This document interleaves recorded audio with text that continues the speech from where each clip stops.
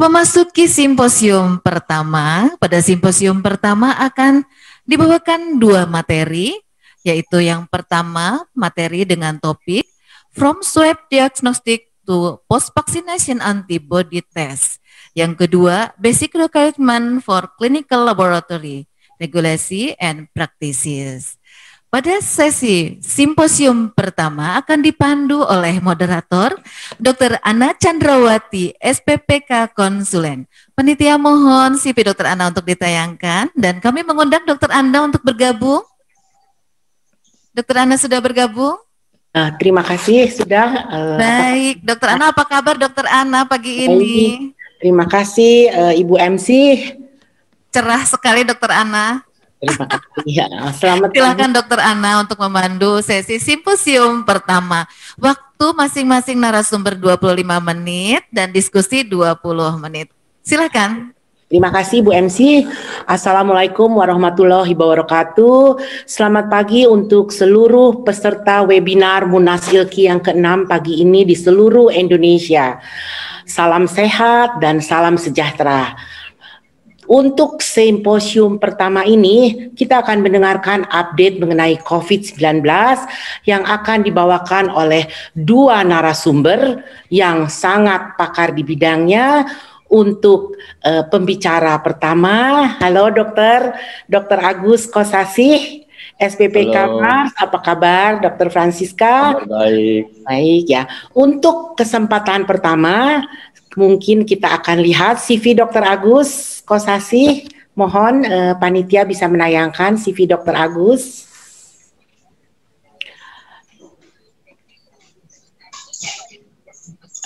Ini adalah CV Dr. Agus.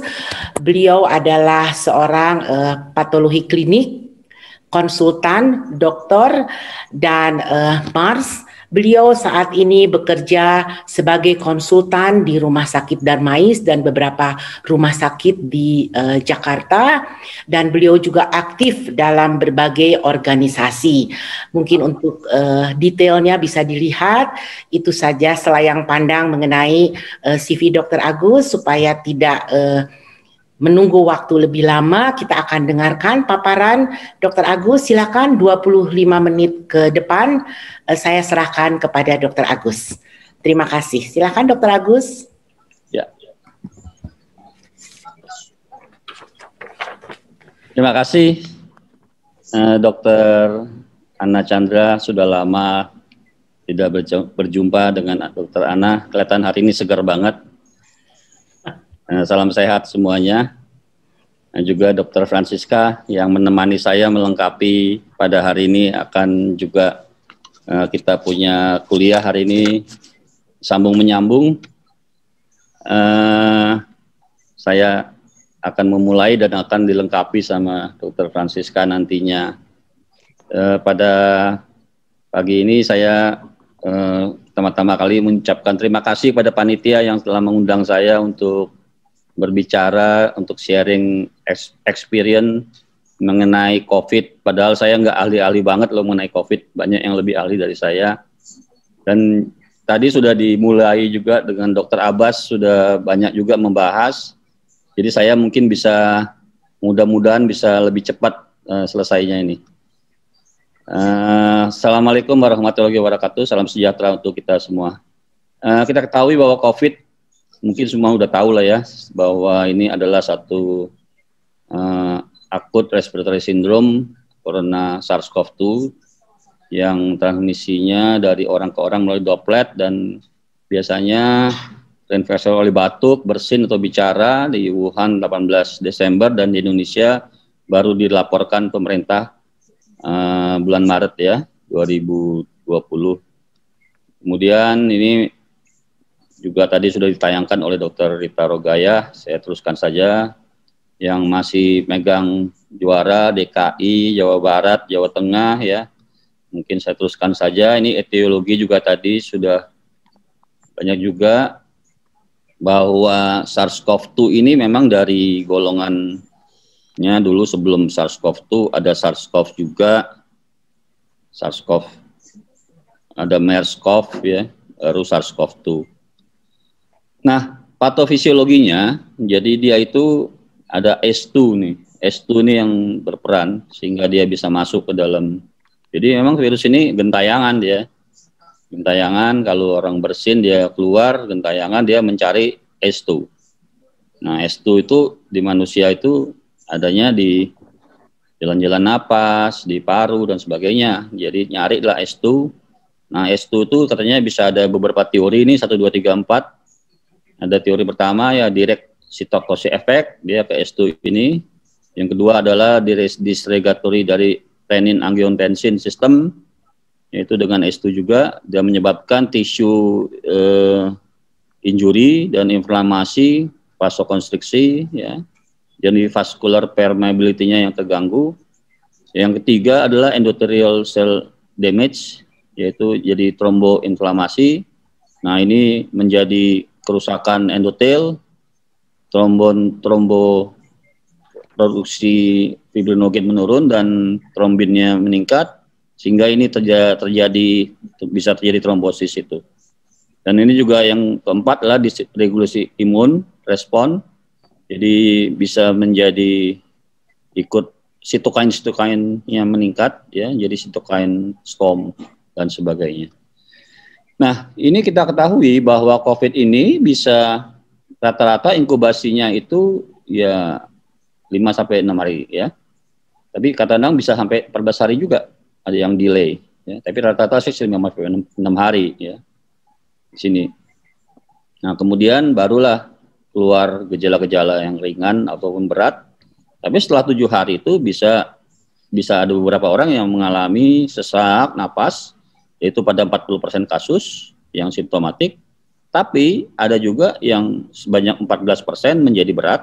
Tapi ada selalu yang 5% menjadi kritis.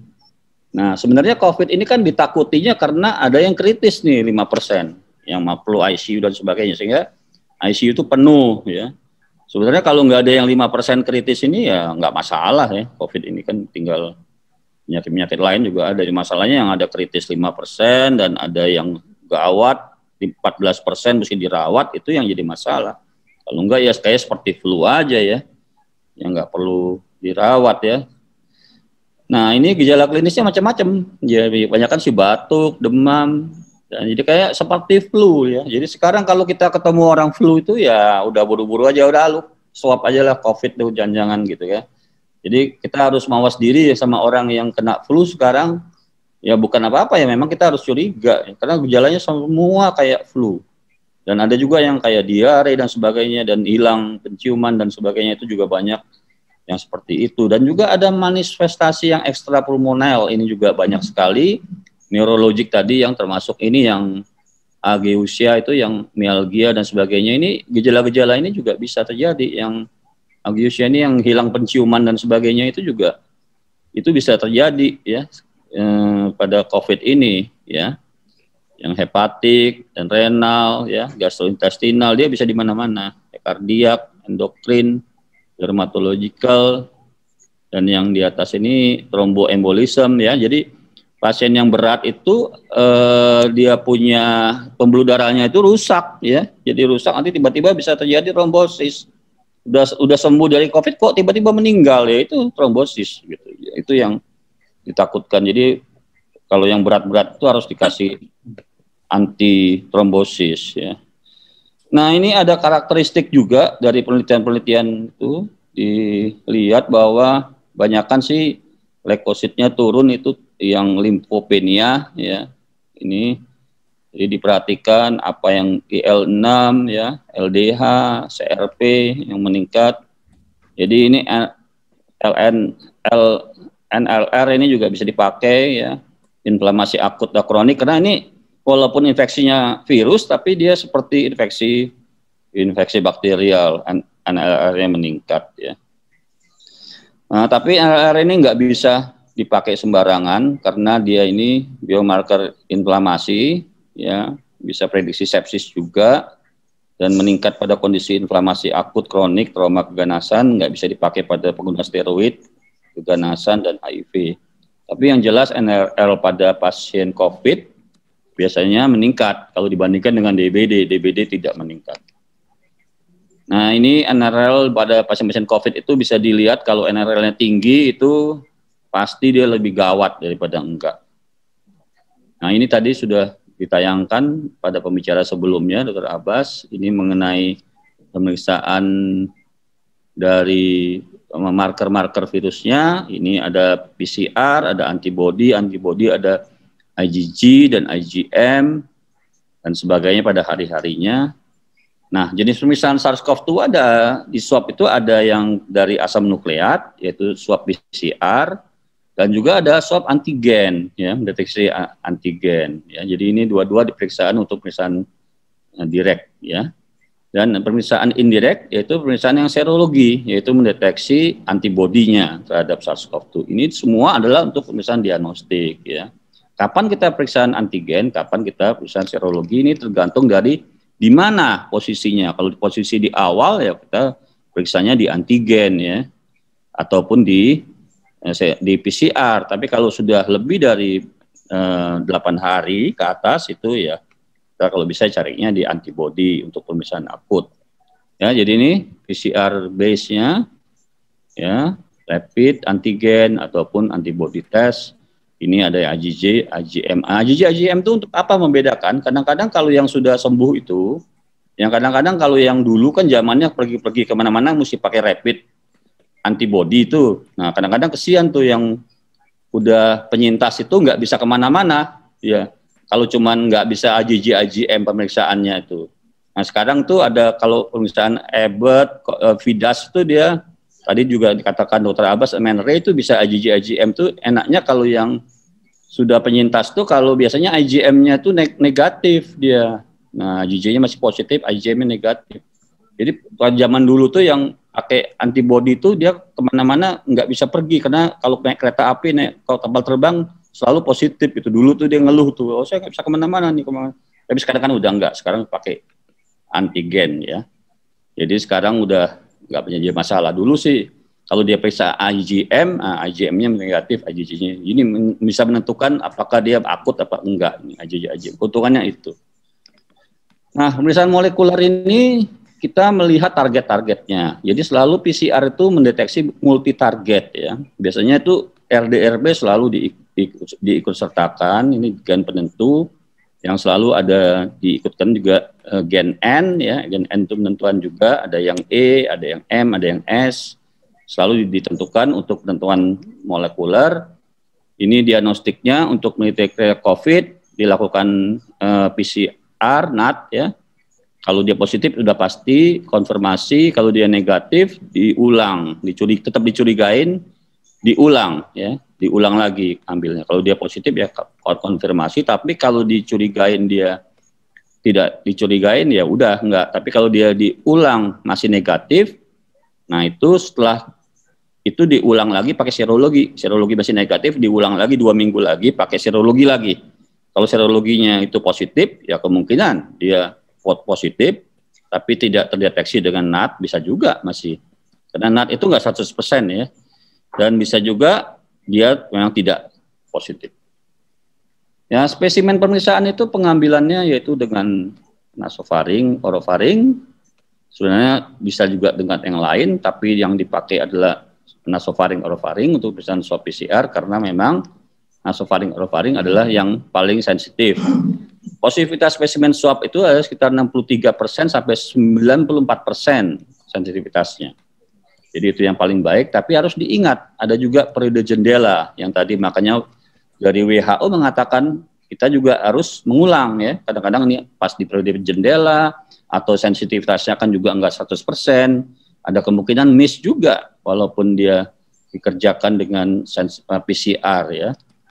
Nah, ini struktur gen dari virus itu, tentu kita mengambil PCR dengan multi target gen, ya. Jadi kita nggak boleh dengan satu gen saja untuk menentukan diagnosis dari SARS-CoV-2 itu harus dari beberapa gen. Makin banyak gen target lebih bagus. Nah, berbagai jenis pemeriksaan NAT ini yang paling banyak yaitu yang real time RT-PCR yang paling banyak, non isothermal amplification, sedangkan yang isothermal ini juga sekarang juga ada. Ini biasanya yang untuk yang cepat-cepat, ya, itu dengan RT-LAMP, NIR dan sebagainya. Ini banyak Omega, banyak yang sekarang juga sudah ada ya, yang Krips ini juga udah ada di pasar. Tapi ini biasanya yang untuk yang cepat-cepat, untuk POCT ya banyak menggunakan LAMP ini. Tapi kebanyakan kalau ini yang untuk yang konvensional. Nah, ini real time reverse transcript PCR ini yang merupakan gold standard yang untuk pemeriksaan real time PCR. Ini metode yang lainnya. Nah, ini perbandingan berbagai metode, ada metode yang NGS. Nah, NGS ini sebenarnya baik ya, dia bisa untuk mengidentifikasi kalau terjadi mutasi ya.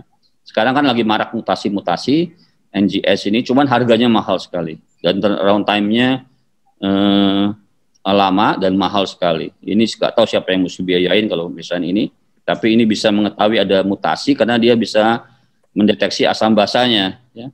Sedangkan real time PCR ini sangat sensitif dan sebenarnya nggak terlalu mahal ya, cukup. Ini juga bisa cepat dan simple dan ini bisa di on site, nggak terlalu throughputnya, cuman nggak terlalu banyak karena ini POCT banyakkan real time yang untuk LAMP ini LAMP. Nah, ini hubungan city value dengan kultur tadi juga mungkin sudah dibahas sama Dr. Abbas bahwa city value itu ternyata kalau sudah di atas 34, kulturnya itu udah nggak ada yang positif ya. Jadi dikatakan kalau sudah isolasi, kebanyakan orang sudah isolasi 14 hari itu, kalau city value-nya udah 34, itu kulturnya udah nggak ada yang positif. Kalau dengan rata-rata PCR-nya dengan cut off 40 ya. Begitu penelitian-penelitiannya di Eropa seperti itu. Jadi kalau orang dengan masih positif di PCR ya, dengan city value lebih dari 34 ya nggak apa-apa. Maka dari itu sekarang WHO maupun kita di Indonesia tidak lagi mengharuskan bahwa orang itu harus negatif PCR-nya. Nah, ini kesalahan-kesalahan peranalitik dan peranalitik mungkin saya skip aja karena waktunya mungkin nggak cukup, waktunya cuma sedikit. Nah, saya lebih kepada sekarang varian-varian yang baru yaitu mutasi ya. Di sini dilihat bahwa mutasi-mutasi sekarang yang ada ini adalah B117 yang sudah terkenal, katanya udah masuk ke Indonesia nih, 2 Maret pas setahun di Indonesia masuk yang B117. Ya, ada 17 mutasi yaitu 14 penggantian asam amino, 3 delisi pada ORF1A, B, ORF8, S dan N. 8 dari 17 mutasi menyebabkan gen S. Jadi dampaknya pada pemeriksaan molekuler itu minimal ya. Jadi kalau ada pemeriksaan PCR yang melibatkan gen S, targetnya gen S itu bisa berefek. Tapi kalau lihat sih jarang ya PCR yang mentargetkan gen S sebagai primer utamanya gitu ya. Kebanyakan sih RDR, PN dan sebagainya ya. Yang gen S ini kan jarang ya. Terus saya lihat-lihat sih. Jadi kalau efek B117 ini untuk pemeriksaan diagnostik kayaknya tidak terlalu efek lah untuk kita. Tapi tetap aja kita harus hati-hati ya, jangan terlena. Untuk Afrika Selatan juga B1.351. Ini mutasi multiple pada gen S juga ternyata. Mutasinya ORF1AB, ORF3, E dan E juga dilaporkan minimal efeknya pada molekuler namun dapat mempengaruhi performa dengan target gen S juga. Ya, jadi yang satu lagi di Brasil ya, 3 mutasi gen SRBD ya, ini juga sama. Jadi ini juga gen S. Jadi kesimpulannya kalau ketiga mutasi ini harus gen S. Ya. Jadi mohon maaf Dr. Agus, 5 menit lagi waktunya. Di Indonesia jarang sekali memakai gen S. Ya, jadi 5 menit lagi Dr. Agus. Harus sama mutasi-mutasi ini di Indonesia. Nah ini di FDA juga mengatakan bahwa genetik varian bisa menyebabkan false negatif. Jadi kita tetap harus hati-hati ya dengan mutasi yang nanti datang tambah lama tambah banyak, kita harus hati-hati dan tentu harus dikontrol. Nah kita masuk ke pemeriksaan antigen. Mudah-mudahan waktunya cukup. Ini antigen ini memang areanya tuh lebih pendek dibanding PCR. Kalau PCR ini kan yang merah ini ya. Nah, kalau ini antigen cuma segini ini. areanya. Jadi dia hanya bisa mendeteksi pada area, kalau PCR itu bisa 17 hari ya. Dia cuman pendek, cuman sekitar 7 hari gitu. Nah, jadi memang antigen ini nggak bisa terlalu sensitif ya untuk mendeteksi. Tapi bisa juga jadi hanya pada viral load tinggi. Viral load tinggi biasanya kapan? Pada awal ya. Deteksi antigen ini bisa untuk pada awal-awal penyakit. Jadi optimal saat onset atau fase inisiasi. Jadi rapid antigen ini digunakan untuk meningkatkan kecepatan identifikasi kasus ya. Jadi kalau misalnya misalnya nih buat tracing itu cocok sih sebenarnya buat antigen ini. Kalau misalnya satu kantor kena atau satu sekolahan kena, untuk tracing barusan kurang lebih 1 mingguan gitu, cocok nih pakai antigen. Jadi karena masih awal-awal ya, belum 1 minggu itu ya boleh. Nah, antigen memberikan hasil yang lebih baik bila kontak dengan 19 kurang dari 7 hari. Kalau antibody memberikan yang lebih baik bila kontaknya lebih dari 7 hari. Jadi ini bisa kombinasi yang dipakai lebih dari 7 hari pakai yang antibody, antigen pakai yang 7 hari. Pokoknya jauh lebih murah. Ini juga ada satu artikel yang menyatakan bahwa sensitivitasnya itu cukup tinggi ya akurasinya, tapi sensitivitasnya berkurang bila CT value-nya PCR itu lebih dari 25. Ya, jadi kalau CT value-nya di atas 25 dia sudah nggak sensitif lagi si antigen ini ya. Nah, tapi sekarang ini antigen ini sudah ada lagi antigen yang dikerjakan di ELISA ya. Jadi sudah bukan antigen yang rapid ya, ada juga pakai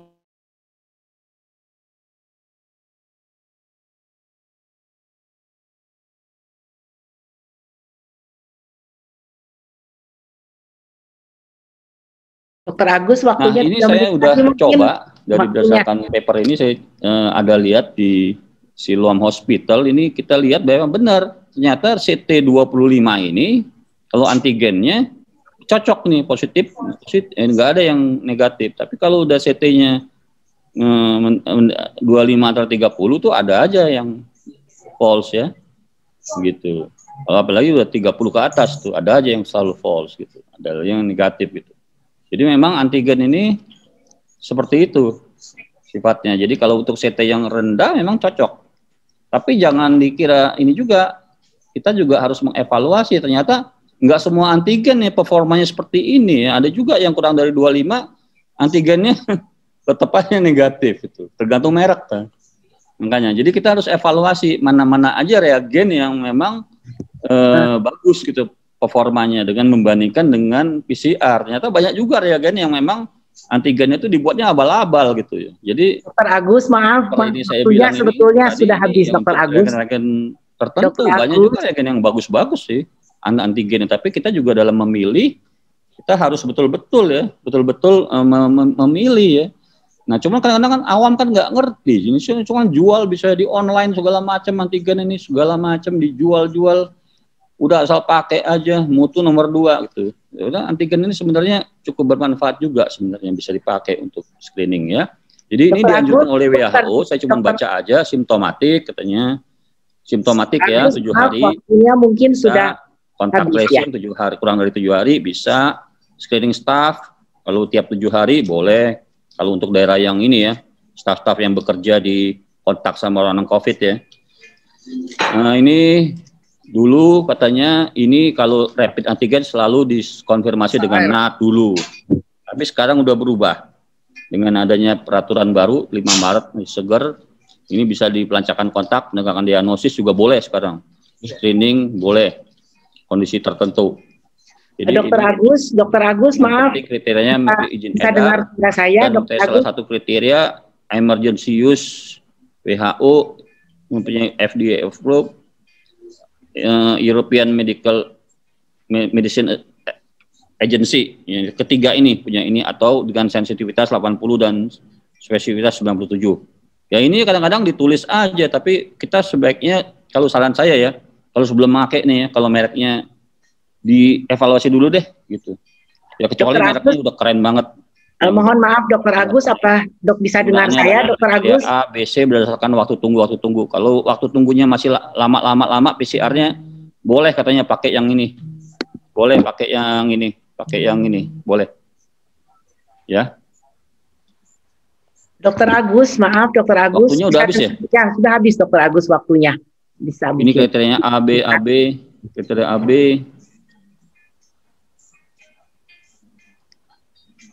Ini keterbatasannya, yang keterbatasan dari pemeriksaan ini, masa antigen singkat, tidak dianjurkan kasus tanpa gejala, screening perbatasan bandara tidak bisa dilanjutkan, tapi sekarang dipakai untuk bandara-bandara, harus dilakukan swab BSL level 3, tapi sekarang lab-lab melakukan, nanti Dokter Francisca lah mungkin yang bicara ini mengenai ini, antigen negatif tidak berarti pas COVID dan sebagainya, kelemahannya. Sekarang pemeriksaan antibody, tadi mungkin Dokter Abbas sudah banyak bercerita mengenai antibody.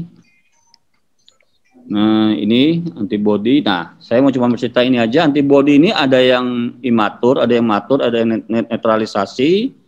Nah, ini jadi muncul ini pas waktu infeksi berupa IgG, IgM, dan ini yang matur, ya. Dan ini ada merupakan sel memori dan yang untuk netralisasi. Nah, jadi kita bagi ini tadi mungkin sudah diceritain Dr. Abbas mengenai S1, S2 dan RBD. Saya singkat-singkat saja, antibody spesifik epitop permukaan ini kita mencari yang spike-nya. Jadi ini S1 terminal dan S2 fusi. Jadi kegunaannya ternyata ini antibody netralisasi ini berhubungan dengan berat tidaknya penyakit. Ternyata yang penyakitnya itu berat, ya, COVID-nya ternyata mempunyai PRNT-nya netralisasinya lebih tinggi loh dibanding dengan yang penyakitnya ringan. Jadi kalau antibody netralisasi sama binding antibody, ini yang binding antibody ini yang terikat dengan virus patogen. Jadi kalau kita mendeteksi antibody yang dianya berpenyakit, itu binding antibody. Jadi jangan disamain antara antibody netralisasi dengan antibody yang binding. Nah, apa bedanya? Binding antibody inilah antibody yang biasa, yang kuali. Kalau yang netralisasi, yang kuanti, gitu loh. Biar mengerti, ini yang menetralkan tanpa bantuan sel imun. Nah, makanya pemeriksaan-pemeriksaan itu supaya nggak membingungkan. Jadi ada yang kualitatif, ada yang semi kuantitatif. Semi kuantitatif ini termasuk kualitatif nih, sama nih. Nah, ini beberapa merek seperti Abbott, seperti tadi Vidas, di Menre ada yang IgG, IgM nih semi kuantitatifnya, ya. Nah, ini yang betul-betul kuantitatif, ini yang netralisasi nih, ya, yang netralisasi nih, ya, terhadap SRBD, ya. Ini untuk pos vaksinasi dan seleksi donor, yang ini tadi, dan antibody netralisasi ini yang kuantitatifnya, ya. Ini macam-macam, mungkin saya nggak usah ceritain lagi. Nah, ini tadi pokoknya antibody netralisasi ini ada referensinya, itu adalah baku emasnya adalah PRNT, Plaque Reduction Neutralization Test. Tapi ini nggak bisa dilakukan pakai BSL dan sebagainya, butuh 2-4 hari. Kalau yang pseudo VNT ini lebih aman menggunakan virus infeksius, sedangkan yang ini surrogate ini yang bisa dilakukan, ya. Ini dilakukan PRNT ini surrogate, dan ini rekomendasi, ini slide terakhir kok lagi habis. Surrogate ini AABB merekomendasikan orang-orang yang mau mendonorkan untuk plasma konvalesen, kadar-kadarnya berapa. Sini. Dah, mungkin kesimpulannya, pemeriksaan SARS-CoV-2 dari pemeriksaan direct yaitu NAT, antigen, dan indirect pemeriksaan antibody. NAT masih merupakan pemeriksaan baku emas untuk diagnosis COVID-19, ada varian genetik SARS-CoV-2 dapat menyebabkan false negatif. Pemeriksaan antigen dapat digunakan untuk pelacakan kontak, tindakan diagnosis, dan screening pada kondisi tertentu. Pemeriksaan antibody netralisasi dapat metode yaitu VNT, PVNT, dan SNT. Antibody netralisasi dapat digunakan untuk pos vaksinasi, seleksi donor, plasma konvalesen. Terima kasih atas waktunya, maaf melewati waktu. Terima kasih atas perhatiannya.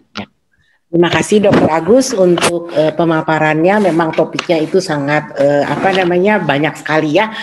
Supaya untuk menyingkat waktu, mungkin kita akan beralih kepada topik yang kedua. Dokter Francisca Sri Utami akan memaparkan mengenai bagaimana laboratorium ya. Dan saya tidak akan lebih panjang lagi. Kita bisa lihat mengenai CV dari Dokter Francisca. Beliau saat ini bekerja sebagai lab konsultan di Yayasan dan juga aktif di berbagai organisasi. Saya persilahkan untuk Dr. Francisca 22 menit waktu ke depan untuk memaparkan mengenai hal ini. Silakan waktunya Dr. Francisca.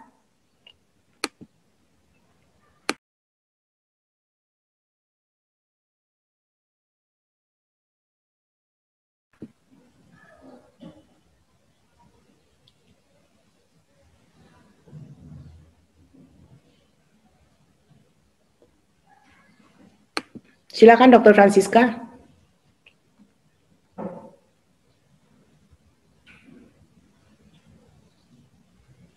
Oke. Terima kasih. Sudah dengar suaranya ya? Sudah jelas. Silakan. Ya.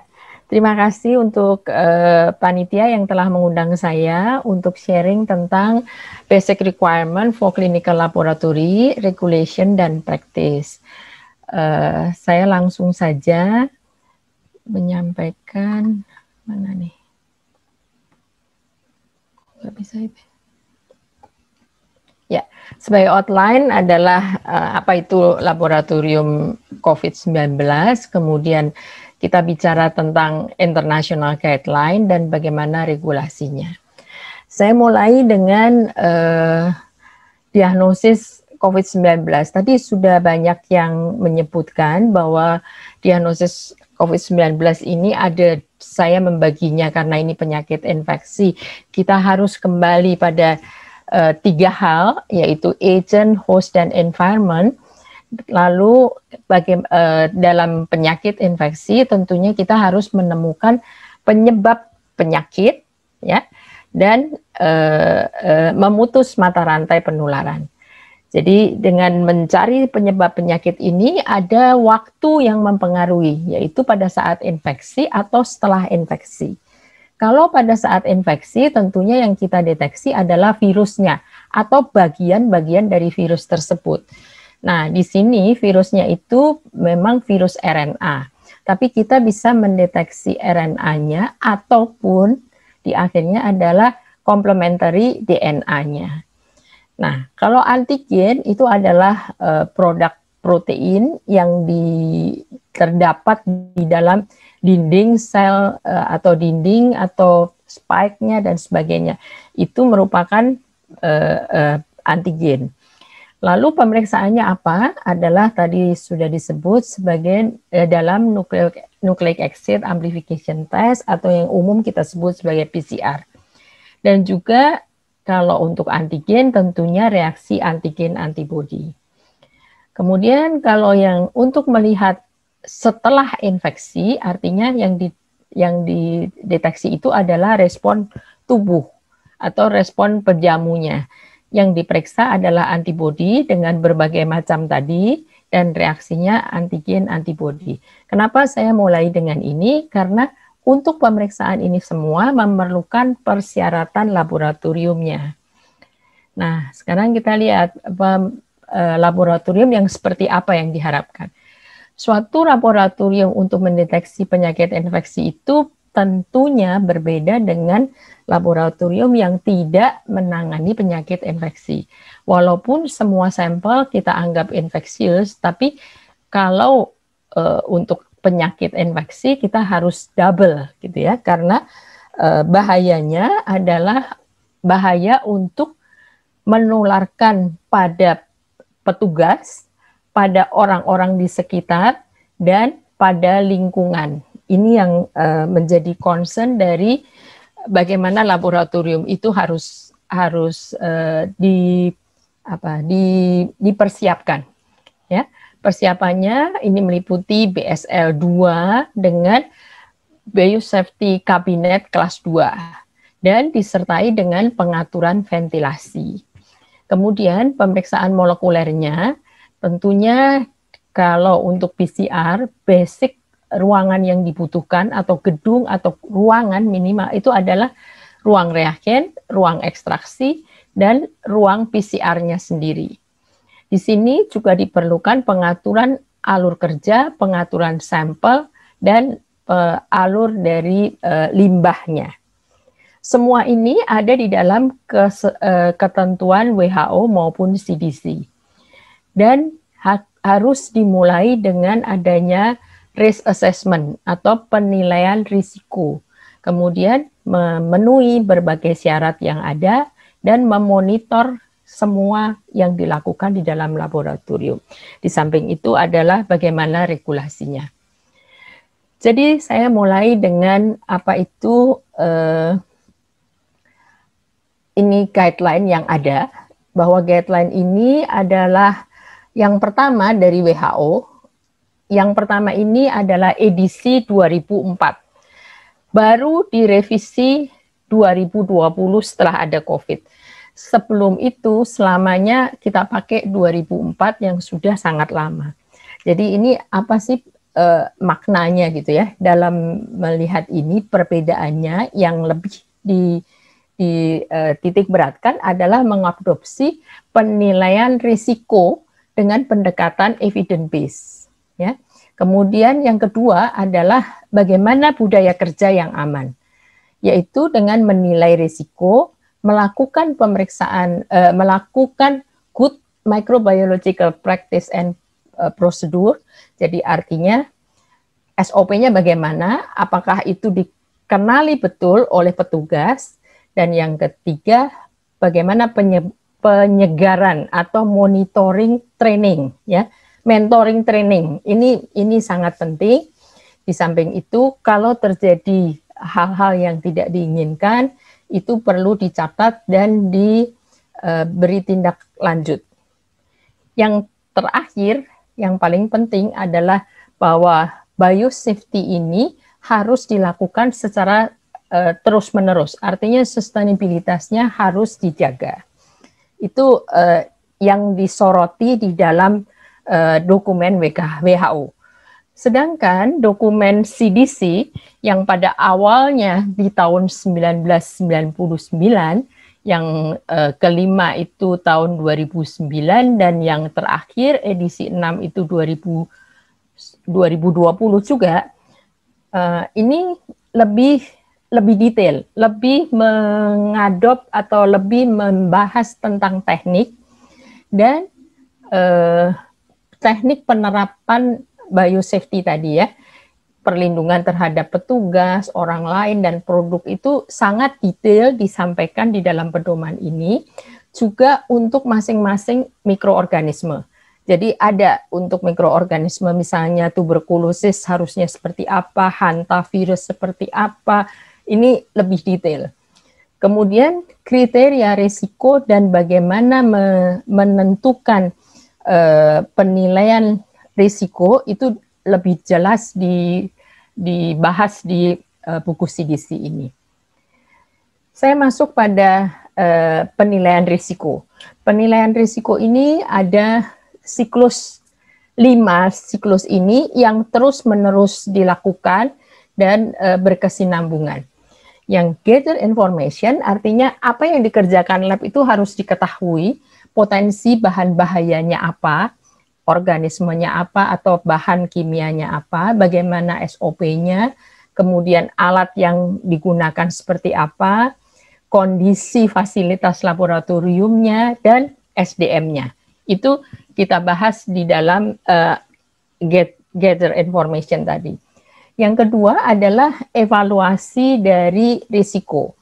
Bagaimana paparan bisa terjadi, kemungkinan terpapar, bagaimana caranya, bagaimana bisa keluar sampai menginfeksi orang lain atau lingkungan dan sebagainya, itu dilihat, dievaluasi di dalam poin kedua. Kemudian faktor-faktor apa saja yang saling berpengaruh dan bagaimana konsekuensinya. Kemudian kita sudah tahu dan dijabarkan pada saat awal. Ya, bagaimana menyikapi bagaimana akan mengurangi risiko ini. Yang ketiga adalah bagaimana mengembangkan strategi kontrolnya. Ini dijabarkan berdasarkan sumbernya dan semuanya dilihat kembali gitu. Yang keempat adalah implementasinya. Tentunya ada standar risiko yang pengukurannya seperti apa. Nanti setelah ini akan saya sampaikan secara ringkas evaluasinya seperti apa dan dilakukan training. Kemudian yang kelima adalah review dari risiko tersebut. Jadi 5 hal ini harus dilakukan terus-menerus dan jadi tidak semua laboratorium itu serta-merta bisa melakukan tanpa melewati tahap ini. Ini adalah penilaian risikonya. Begini banyak hal yang perlu dilihat. Nanti Bapak Ibu bisa lihat sendiri di dalam dipelajari secara detail. Saya tidak akan membahasnya di sini, nggak cukup waktu ya. Tapi saya akan bagaimana meringkasnya gitu ya. Ini adalah hazard atau bahaya itu merupakan sumber atau objek dari penyebabnya yang membahayakan tadi. Dan ini bukan hanya risiko dan dengan tanpa risiko untuk lingkungan dan sebagainya, ini mesti dilihat kembali. Kemudian risiko adalah kemungkinan yang bisa ditimbulkan oleh bahaya atau hazard yang mempunyai konsekuensi. Rumusnya adalah risiko itu L atau likelihood of occurrence, itu frekuensinya berapa, kemudian konsekuensi yang terjadi. Ini dibuat di dalam tabel matriks risiko. Jadi ini harus diisi supaya kita bisa menentukan dan bagaimana mengurangi risiko tersebut, evaluasinya ya. Jadi ini kita nanti sedikit saya berikan contoh, kemudian bagaimana hasil risikonya dimasukkan di dalam formulir ini, kemudian langkah mitigasinya kalau terjadi seperti apa, dan semua ini harus dibuat sebelum pelaksanaan atau penggunaan dari laboratorium tersebut. Harus disetujui dan ditetapkan dan kemudian akan digunakan dalam penilaian atau monitoring selanjutnya. Form-form ini semuanya ada di pedoman biorisiko dari COVID-19 yang dikeluarkan oleh Badan Standarisasi Nasional tahun 2020. Ya, jadi inilah grafik risikonya. Jadi risikonya itu bisa sangat tinggi kemungkinan terjadinya dan konsekuensinya ini bisa bermacam-macam seperti ini. Kemudian kalau secara ringkas nantinya ada kalau risikonya berat berarti ada di titik biru yang di dalam bagian yang merah itu. Nah, faktor-faktor apa saja yang mempengaruhi adalah fasilitas, kemudian peralatan, SDM, jumlah dan kompetensinya, kemudian kontrol mitigasinya, dan kebijakan manajemen. Jadi setiap kali menilai faktor risiko, hal-hal ini harus dinilai baik satu persatu ataupun digabungkan. Nanti akan terlihat mana yang harus kita pilih sebagai, apalagi sebagai pemilik ya, pemilik laboratorium dan sebagai kepala laboratorium perlu tahu persis bagaimana risiko ini bisa diatasi atau diperkecil. Dr. Francisca, maaf, waktunya 6,5 menit lagi. Ya, baik.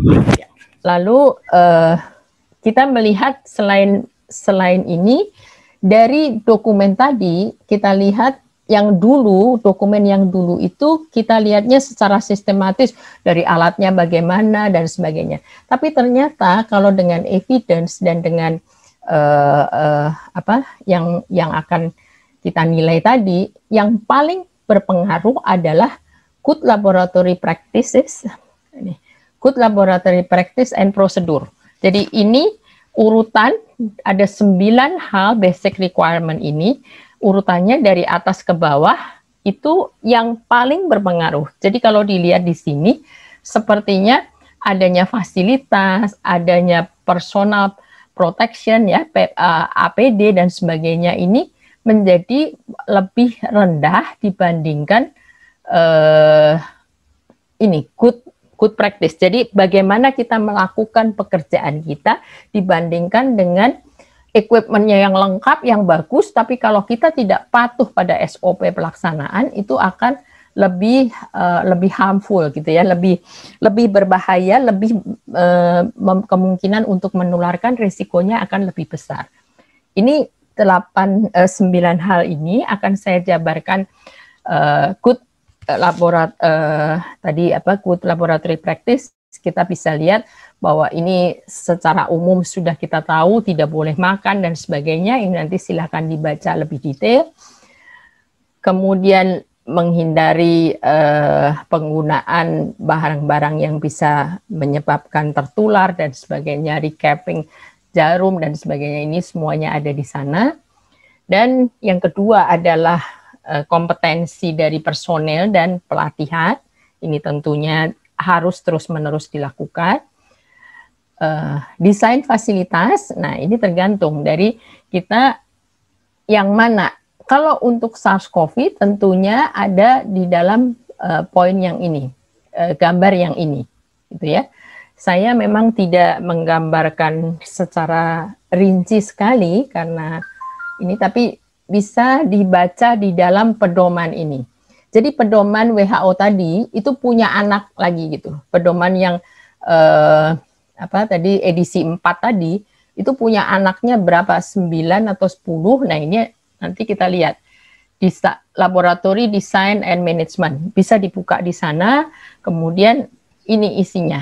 Jadi yang harus dinilai adalah bagaimana penempatan dan sebagainya. Ini merupakan hal yang perlu diperhatikan. Ini adalah contoh alur kalau kita mau melihatnya dari segi molekuler.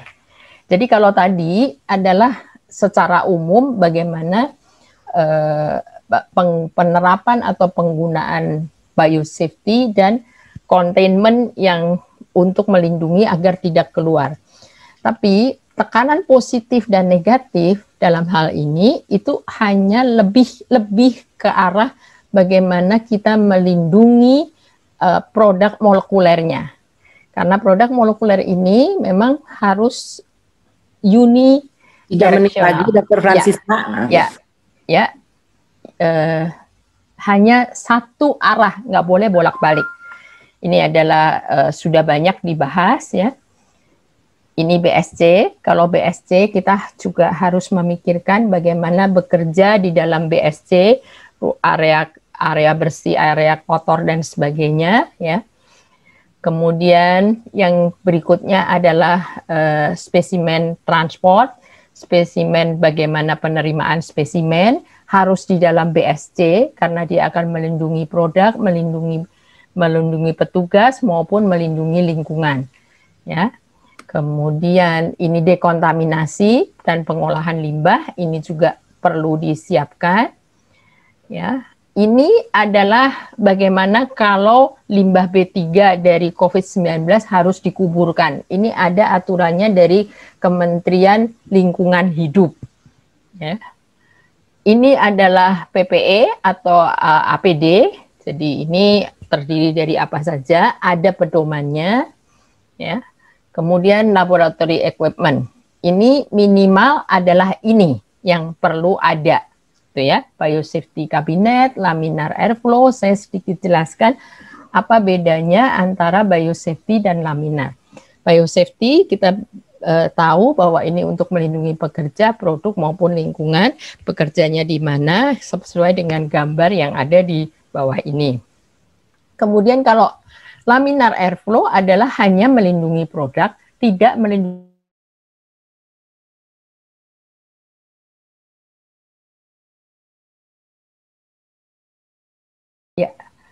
kalau fume hood tidak hanya melindungi personel, tidak melindungi produk maupun lingkungan, ya.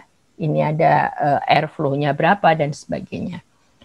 1 menit Kemudian, terakhir. ya, kemudian ini bagaimana kita kalau terjadi accident, ini perlu dicatat dan ini ada semua bagaimana kita melakukan perbaikan langkah selanjutnya. Ini formnya. Kemudian saya sedikit akan menambahkan, mungkin minta waktu 2 menit tambahan, pengambilan spesimen. Persyaratannya tadi sudah berkali-kali disebut bahwa harus aman bagi petugas, bagi orang sekitar, bagi produk, bagi lingkungan. Jadi bagaimana swab itu bisa dilakukan di tempat-tempat terbuka, ya. Boleh di tempat terbuka asal terpisah menggunakan APD yang proper dan posisi pengambilannya. Jangan lupa bagaimana membuang limbah dan bagaimana aliran udara di lokasi tersebut. Nah, ini penting. Jadi, kalau mau terbuka sama sekali di bandara ditaruh semua orang boleh tusuk-tusuk tanpa menghidaukan ventilasi, tanpa menghiraukan segala macam kemungkinan tertular pada sekitar, itu tentunya tidak diperkenankan. Tapi ini belum sampai merata di semua tempat. Beberapa tempat yang memang sudah menyediakan drive-thru yang baik itu memang bisa. Tapi kalau lokasinya tidak memungkinkan, mungkin harus dipertanyakan. Regulasinya sudah ada. Ini regulasi terakhir. Jadi Kemenkes itu ada 9874 nomornya. Ini paling akhir dan ini lengkap. Ada di dalamnya tentang jejaringnya laboratorium mana saja, mungkin akan tetap bertambah, tapi persyaratan ini sudah termasuk di dalam peraturan ini. Termasuk juga bagaimana dengan lab bergerak, artinya yang mobile lab itu ya, yang adanya di truk atau di mobil dan sebagainya. Itu ruangannya memang sangat sempit dan harus diperhatikan betul-betul bahaya kontaminasi untuk petugas maupun produk. Ya, ini kebijakan nasional, macam-macam yang ada. Tapi ini sudah banyak yang tidak berlaku. Jejaring yang tadi terakhir, kemudian ini tugasnya apa? Ya, mungkin ini saya soroti sedikit tentang monitoring mutasi.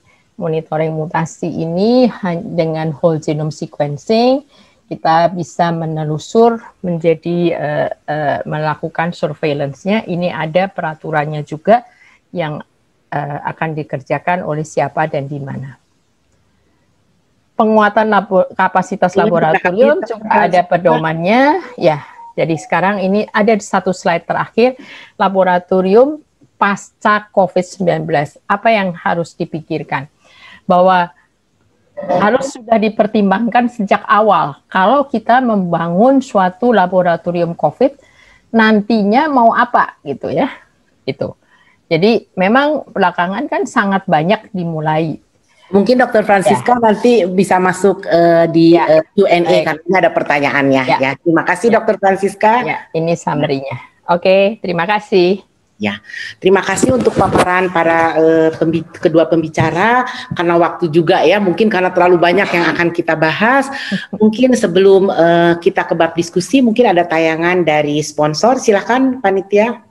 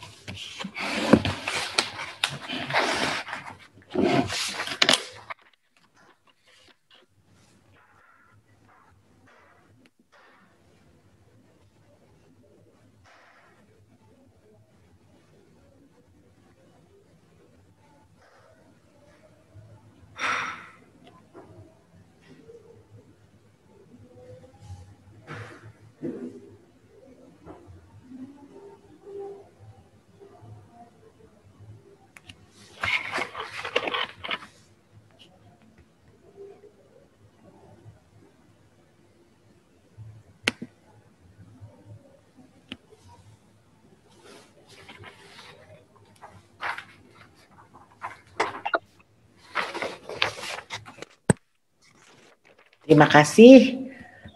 Mungkin kita kembali ke bab diskusi untuk sesi ini.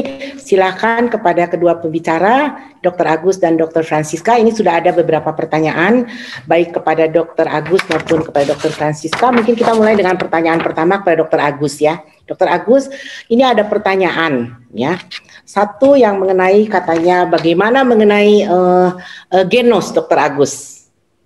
Mengenai genos. Ya. Silakan. Mengenai genos. Nah, genos itu sebenarnya kan bukan pemeriksaan laboratorium.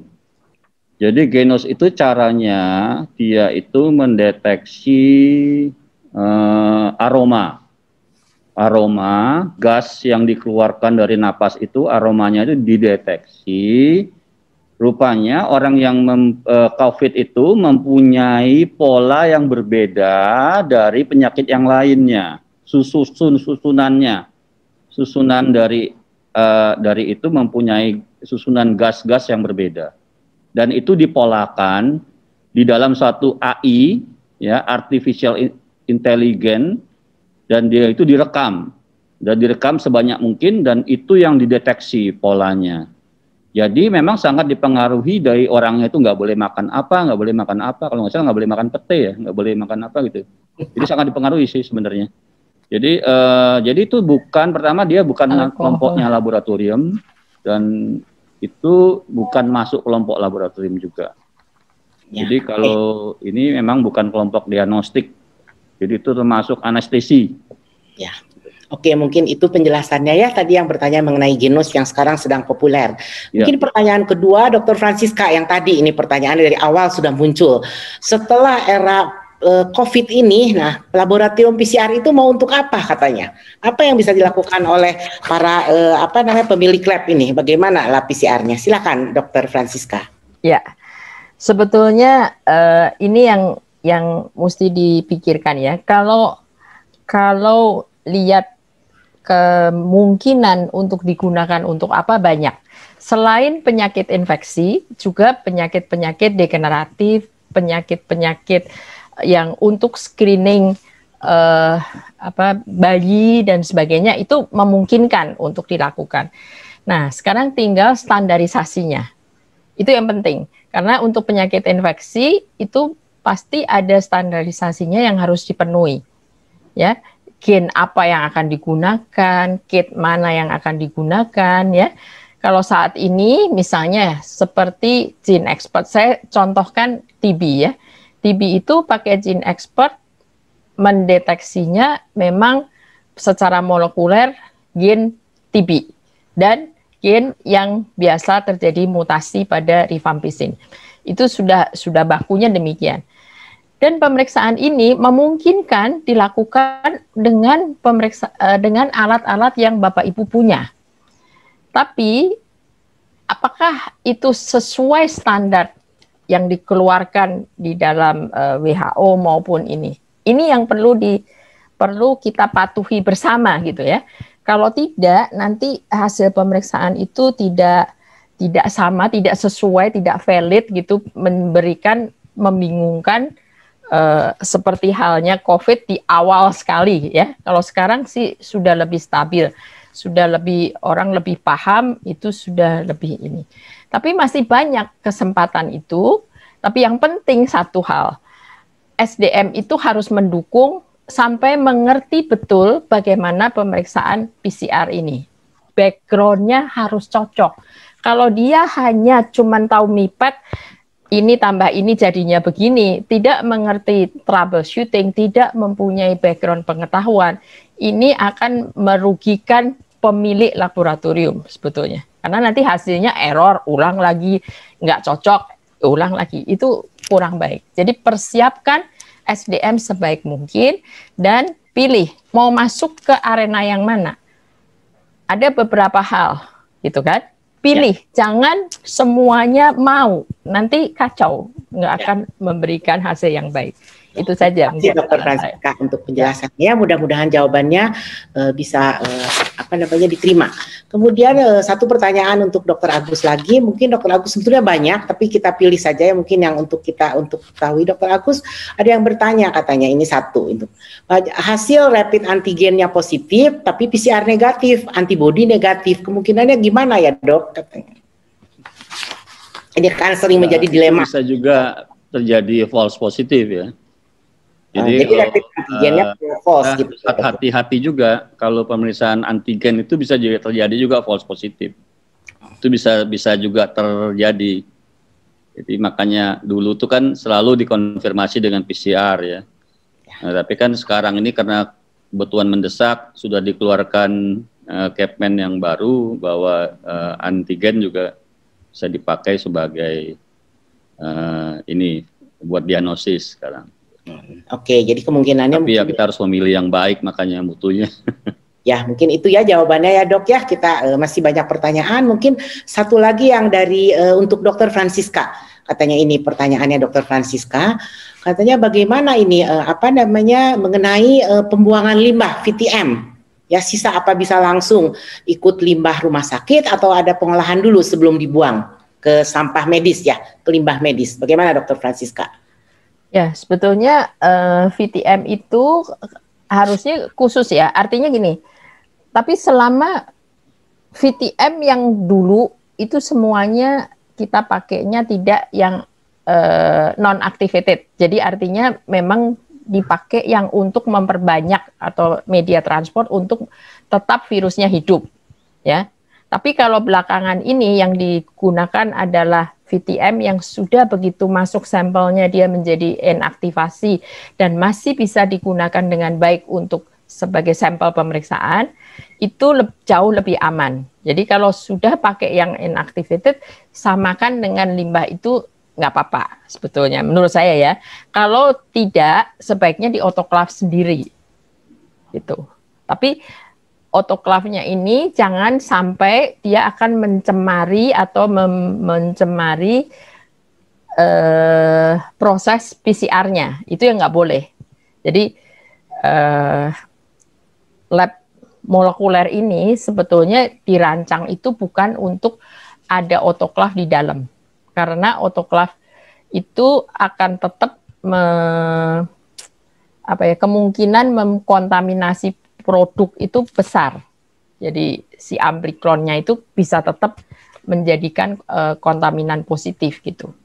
Itu yang perlu diperhatikan. Tapi kalau sekarang ada yang inactivated dan inactivated itu tetap hasilnya baik, milih itu mungkin yang paling ini. Kecuali memang dia akan dikultur ya. Tapi kan kita selama ini laboratorium klinik tidak melakukan untuk kultur. Ya, terima kasih Dr. Francisca untuk dukungan. Mungkin karena waktu juga ya, walaupun ada beberapa pertanyaan, mungkin nanti bisa dibaca oleh kedua pembicara dan bisa memberikan jawabannya kepada yang bertanya. Karena waktu juga mungkin terima kasih kepada kedua pembicara yang sudah memaparkan dengan komprehensif mengenai bagaimana pemeriksaan laboratorium pada era COVID ini dan bagaimana laboratorium yang baik untuk pemeriksaan COVID dan selanjutnya. Dengan demikian sesi acara ini sudah berakhir. Terima kasih kepada kedua pembicara. Saya kembalikan mungkin kepada MC. Silakan. Terima kasih kepada kedua pembicara. Saya kembalikan kepada MC untuk sesi yang pertama.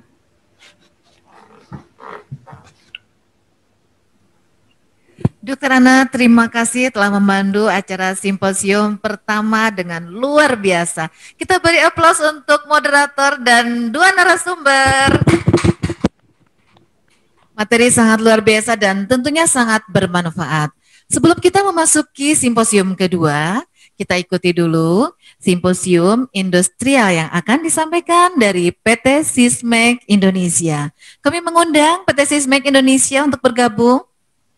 Sudah bergabung? Sudah, makasih. Baik, waktu untuk PT Sismek Indonesia 20 menit dari sekarang. Jangan lupa sampaikan pertanyaan pada kolom Q&A yang beruntung akan dapat hadiah dari PT Sismek. Silakan. Oke, baik. Terima kasih. Selamat pagi menjelang siang kepada Profesor, Dokter, Bapak, Ibu sekalian, dan juga panitia yang saya hormati. Terima kasih untuk kesempatannya untuk kami dari Sismex dapat presentasi di acara pada hari ini. Izinkan saya untuk share screen. Apakah sudah terlihat untuk screen saya? Oke, harusnya sudah.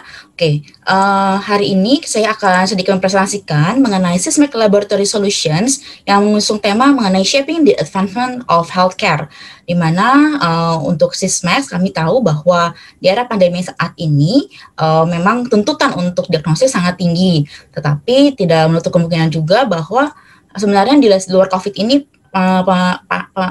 penyakit-penyakit juga tetap masih ada gitu.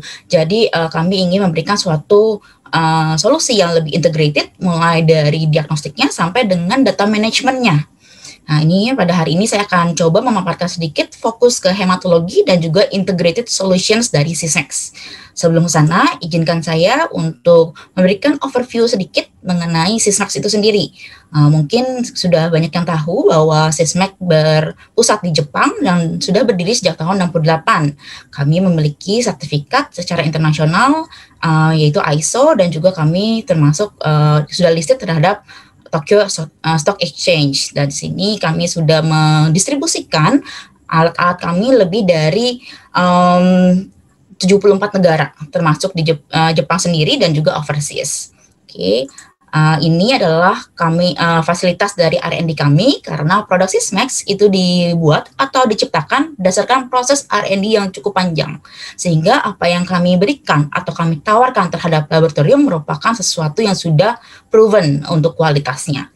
Untuk utamanya fasilitas ini ada di Jepang, yaitu kami sebut dengan Technopark, di mana luas dari fasilitas ini kurang lebih hampir 2 kalinya dari Stadium Hanshin-Koshien.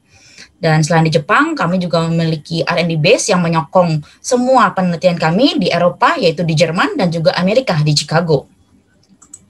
Nah, untuk di Indonesia sendiri, perwakilan kami adalah PT Sismex Indonesia yang berkedudukan di Jakarta, tepatnya di Cyber 2 Tower. Nah, untuk ini kami didukung juga dengan distributor kami, yaitu PT Sabah Indomedica dan juga PT Crystal Lab Surya Medica. Kami sudah memiliki sertifikasi juga secara internasional dan juga nasional seperti ISO dan juga CDAKB, sehingga service kami menjadi lebih standar.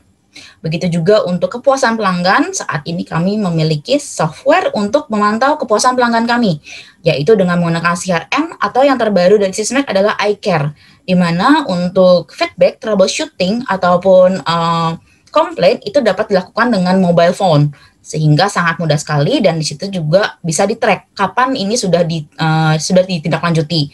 Jadi bisa dilihat apakah ini sudah ada engineer atau aplikasi yang sudah memfollow up atau belum, itu sudah bisa dilihat statusnya. Sama seperti mungkin kita menggunakan aplikasi-aplikasi online yang saat ini untuk memesan misalnya pengiriman ataupun lainnya. Jadi bisa di-tracking. Dan kami sadar bahwa laboratorium itu tidak bisa berhenti. Jadi jika ada problem, pastinya kami harus segera untuk melakukan feedback-nya atau melakukan bantuan. Jadi secara pada waktu weekdays atau Senin sampai Jumat, jam 8 sampai jam 9 malam, kami memiliki call center, sehingga Bapak Ibu dokter sekalian bisa telepon atau tadi melakukan mobile ticketing dengan aplikasi iCare.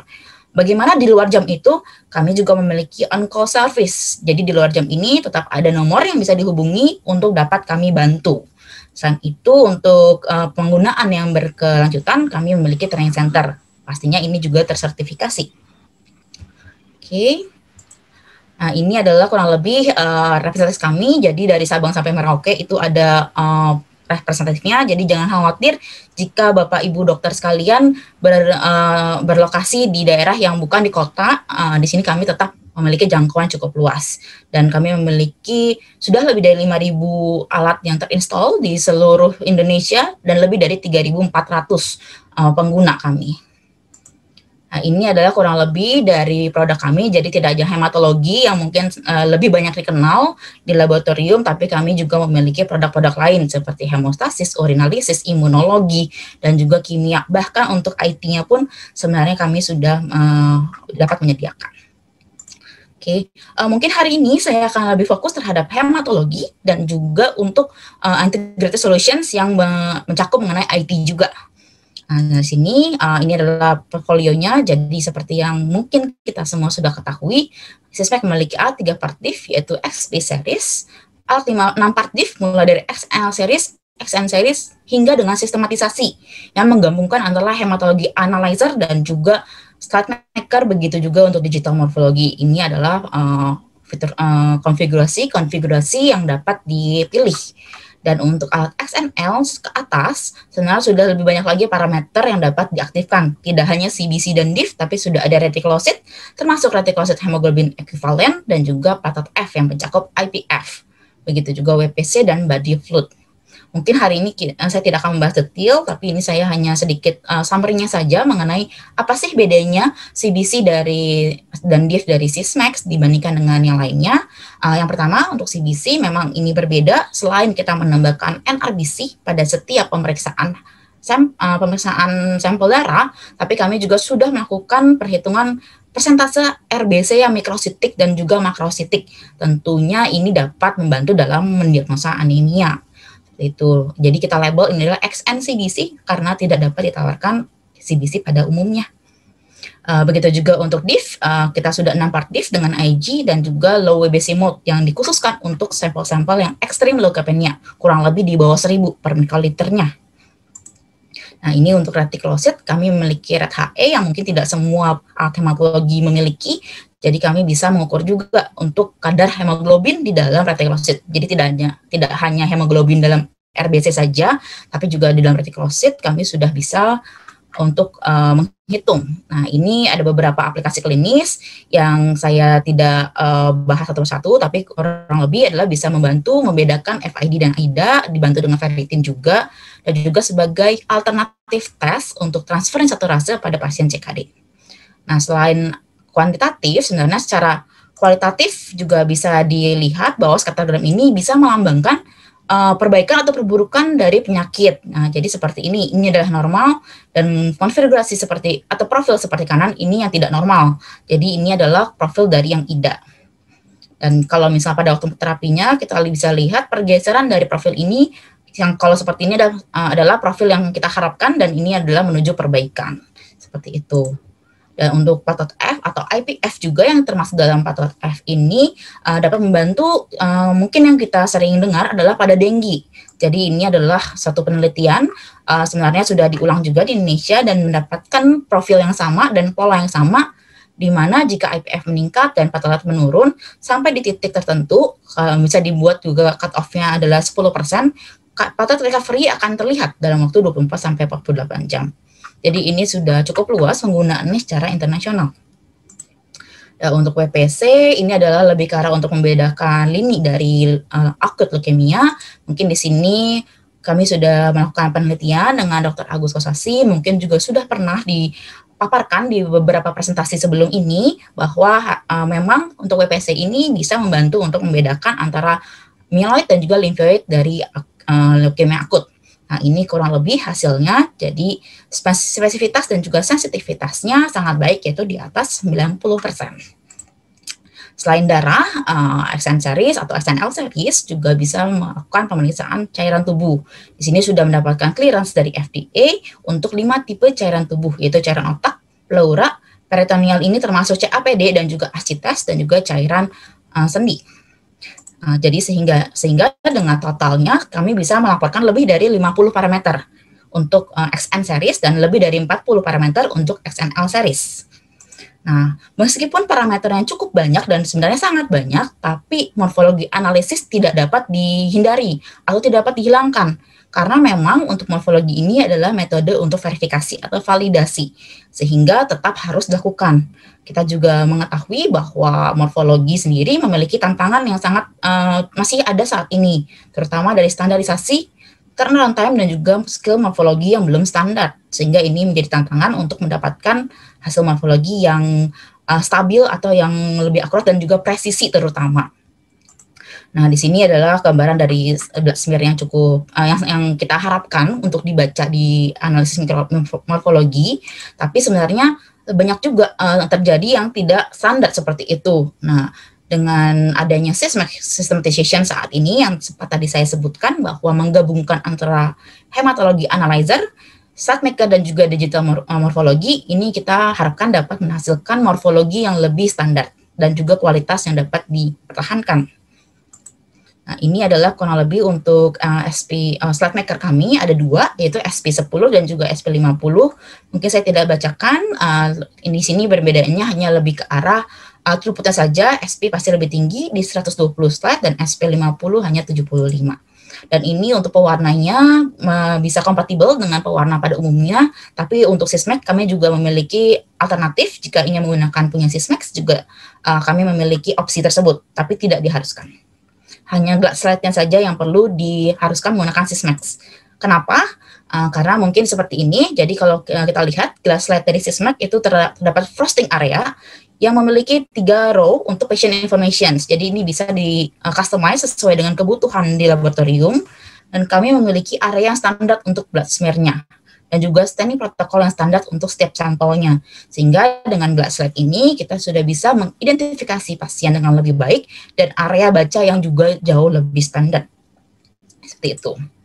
Jadi tidak ada lagi untuk yang seperti ini, mungkin areanya mungkin agak sedikit tidak standar dari sampel ke sampel. Ini adalah jika ditambahkan dengan digital morfologi juga ada di I60. Kurang lebih seperti ini, jadi all in one, ada count, smear, stain, dan juga morfologi dengan di I60 maupun dengan DC1. Nah, apa sih yang ditawarkan dari sisi digital imaging? Jadi memang sudah dibuat secara otomatis untuk preparatnya, dan ini pembacaannya juga bisa otomatis. Tidak hanya sekedar otomatis sebenarnya, memang kita sudah mengotomatisasi, standarisasi, simplify, tapi sebenarnya ada fitur lain, yaitu di mana kita bisa fokus terhadap abnormal cells. Jika kita temukan, kita bisa tag pada sel tersebut, memberikan komen, share, dan consult langsung pada sel yang ingin kita diskusikan. Tidak perlu mencari-cari lagi ke seluruh lapang pandang. Jadi ini sangat memudahkan, terutama di era pandemi saat ini, yang dimana physical meetings itu menjadi sangat dikurangi, sehingga dengan adanya digital data, dan ini bisa di-share karena merupakan format yang umum, jadi bisa share menggunakan email, ataupun bisa share langsung dari layar monitor dengan menggunakan remote review. Jadi dokter tidak perlu datang ke depan alat untuk melakukan review maupun verifikasi. Jadi bisa dilakukan dengan jarak jauh. Nah, dengan digital imaging yang kami miliki, kami bisa membedakan untuk 17 kelas WBC, 6 karakter RBC, dan juga platelet count estimation untuk dibandingkan dengan hasil dari XM. Itu. Dan baru-baru ini kami baru meluncurkan alat digital imaging yang terbaru, yaitu DC1, di mana berbeda dengan di I60 yang harus terintegrasi dengan StatMaker, sedangkan DC1 ini bisa lebih standalone, jadi tidak mengharuskan menggunakan StatMaker dari Sysmex, bisa di-prepare sendiri, namun tinggal dibaca saja dengan alat ini, jadi lebih compact bentuknya. Hal lain yang dapat ditawarkan oleh digital imaging Sysmex adalah mungkin sebagai berikut, di mana terdapat daily QC yang saat ini morfologi sangat sulit sekali untuk di QC jika manual. Dan juga kami memiliki proficiency software untuk meningkatkan kompetensi secara berkala dari staff-staff di laboratorium. Digital scan untuk scanning, jadi atau untuk membaca saja untuk sampel-sampel non-darah seperti jaringan, bone marrow, dan juga gram stain. Begitu juga untuk walking posture yang jauh lebih baik, jadi bisa seperti gambar sebelah kiri. Sedangkan untuk mikroskop agak sedikit membungkuk, jadi sehingga kemungkinan besar kelelahan dari postur duduk akan menjadi suatu kendala juga jika dalam waktu panjang. Nah, ini kurang lebih gambaran dari DICC atau DC1, jadi setiap sel ada satu persatu, dan ini adalah daily QC, jadi ada monitoringnya juga per hari seperti apa. Ini adalah smear checker untuk melihat slide yang dihasilkan itu baik atau tidak dari sisi monolayer, intensitas, dan juga pewarnaannya. Jadi sebelah kiri adalah slide yang baik, sedangkan yang kanan yang tidak baik. Itu. Dan ini adalah contohnya, tadi untuk digital scan bisa sum-sum tulang dan juga jaringan juga. Dan ini software proficiency untuk meningkatkan kompetensi secara berkala. Jadi di sini setiap individu akan dinilai, terdapat penilaiannya. Jadi untuk perkembangannya itu bisa difokuskan pada area-area yang masih lemah. Dan selain itu, saat ini kami juga memiliki atlas secara free, dapat di-download juga melalui App Store maupun Play Store. Bisa scan QR code yang ada pada layar, atau bisa langsung search saja Salah Vision Atlas di App Store ataupun Play Store. Di sini ada quiz dan juga atlas hematologi yang dapat membantu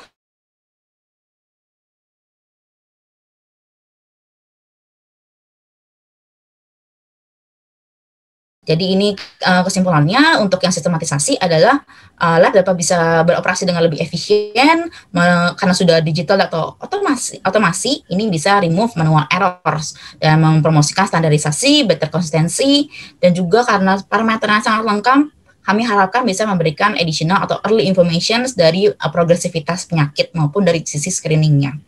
Rules yang bisa define secara customized itu juga membantu jika ingin melakukan duplo. Jadi tidak perlu intervensi dari analis lagi. Dan jika untuk pertemuannya misalnya saat ini hanya membutuhkan XN saja, mungkin beberapa tahun lagi ingin tambahkan dengan SP dan digital morfologi, itu dapat dikembangkan ke depannya. Itu. Baik, kami juga menawarkan untuk daily QC kontrak untuk memastikan bahwa QC yang dokter butuhkan itu sesuai dengan kebutuhan. Begitu juga untuk waktu tinggal 3,5 menit. Baik, dokter. Oke, ini adalah summary dari DC1 dan DI60. Jadi standarisasi, better data management, daily QC, dan juga blood smear slide yang tidak hanya blood smear saja yang bisa di-scan, tapi juga untuk sumsum tulang maupun jaringan itu bisa. Oke, ini untuk yang mungkin ini tidak banyak untuk integrated solution. Kita tahu untuk COVID sekarang ini semuanya untuk digital itu jadi lebih disukai karena tidak harus ada kehadiran secara fisik. Nah, di sini Sysmex menawarkan integrated solutions di mana kami menawarkan dari sisi data management tidak hanya di laboratorium tapi juga terhadap patient management, EMR atau medical record.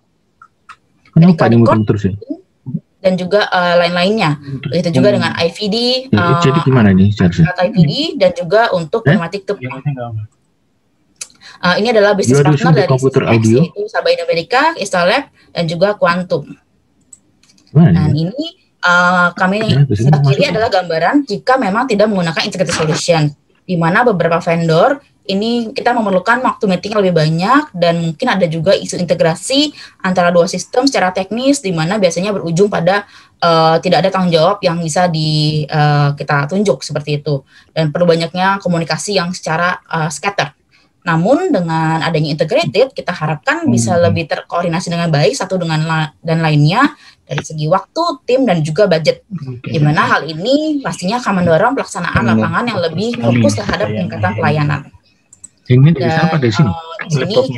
Kenapa harus integrated solution? Yang pasti sini menjadi one stop solution untuk smart hospital. Kita eliminasi komunikasi yang tidak efektif dan juga untuk kedepannya ini pasti akan bisa lebih fokus untuk pengembangan karena untuk teknis-teknis seperti komunikasi tadi itu sudah dapat ditangani. Pastinya dengan itu juga lebih efektif secara cost. Yang klik kanan tadi. Ini adalah mungkin summary dari integrated solutions di mana dapat membantu RS untuk lebih fokus terhadap pasien, tidak lagi terhadap teknis. Dan juga data terintegrasi bisa memberikan clinical decision yang lebih cepat dan juga lebih tepat. Terdapat verifikasi BPJS yang juga lebih cepat sehingga untuk proses klaim dapat bisa berlangsung lebih cepat. Karena one single source, data akurasi pasti lebih ditingkatkan. Mungkin itu ini kesimpulan secara keseluruhan kenapa Sysmex dan partner, karena Sysmex ini sudah mempunyai expertise sejak tahun 68, di Indonesia sendiri sudah sejak tahun 2002, kita memiliki instrumen yang sangat signifikan, baik dari instrumen IVD, LAS maupun juga HIS. Disupport juga untuk lebih dari 450 professional tim seluruh Indonesia. Dan kami pastinya akan comply terhadap seluruh peraturan baik dari pemerintah, organisasi maupun perusahaan sendiri. Mungkin itu saja. Ini dari sisi untuk COVID management memang sudah ada beberapa hal yang dapat kami bantu dengan alat kami. Dan alat kami ini sudah terdaftar di e-katalog. Sebelumnya ada 7 dari hematologi dan akan kami soon 12 new hematology analyzer dan juga kami mendaftarkan 2 hematologi reagen. Jadi untuk pouch 100 ini dan reagennya akan tayang segera dalam waktu dekat. dan juga Selavision yang baru kami luncurkan juga sudah bisa ditayangkan nanti dalam waktu dekat. Selain hematologi, juga terdapat 19 instrumen lainnya dan juga terdapat 16 imunologi reagent, kontrol, dan kalibrator yang kami daftarkan di katalog dan akan tayang segera. Mungkin itu penutup dari presentasi saya, semoga dapat bermanfaat. Dan ini adalah sekali lagi tagline dari SISMED, yaitu Shaping the Advancement of Healthcare for Better Laboratory Analysis, Clinical Decisions, and Patient Care. Jadi tidak hanya sekedar laboratorium saja yang kami pikirkan, tapi juga klinisi dan juga terutama adalah pasien. Baik, itu mungkin yang dapat saya sampaikan, dan kami sangat value feedback dari Bapak Ibu dokter sekalian dengan scan barcode atau link yang ada tertera pada layar. Mungkin nanti akan dibantu oleh panitia untuk ditampilkan pada chatbox juga. Kami akan memberikan unique merchandise untuk 20 responden pertama yang kami terima. Oke, itu presentasi saya. Terima kasih untuk kesempatannya. Jika ada pertanyaan, bisa melalui Q&A ataupun dengan mengisi feedback form tersebut. Gitu. Baik, itu saja. Saya kembalikan kepada MC. Terima kasih atas kesempatannya. Salam sehat selalu. Baik, terima kasih PT SISMED Indonesia yang telah memberikan paparan di Simposium Industrial. Tetap bersabar, masih ada satu Simposium Industrial dari PT Saba Indomedica. Kami mengundang PT Saba Indomedica, sudah bergabung? Ya, PT Saba Indomedica kami sampaikan waktu untuk Anda 20 menit dan silakan Anda para peserta menyampaikan pertanyaan pada kolom Q&A. Siapa tahu Anda yang beruntung. Silakan.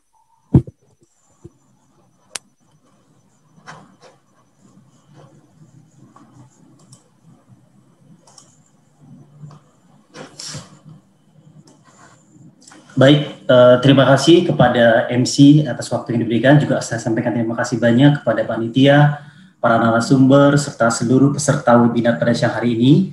Perkenalkan, nama saya Catur Monoputro. Pada siang hari ini saya akan mewakili PT Saba Indomedica untuk menyampaikan tentang pre-analytic product updates.